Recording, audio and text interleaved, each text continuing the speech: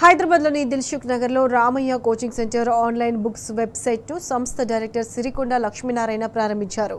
విద్యార్థులు ఈ అవకాశాన్ని సద్వినియోగం చేసుకోవాలని సూచించారు. నిరుద్యోగులకు అవసరమయ్యే పుస్తకాలు గ్రంథాలయాల్లో ఉన్నాయని చెప్పారు. విద్యార్థులు కోరుకునే పుస్తకాలు పుస్తక రూపంలో ఆన్లైన్లో అందుబాటులో ఉంటాయని తెలిపారు.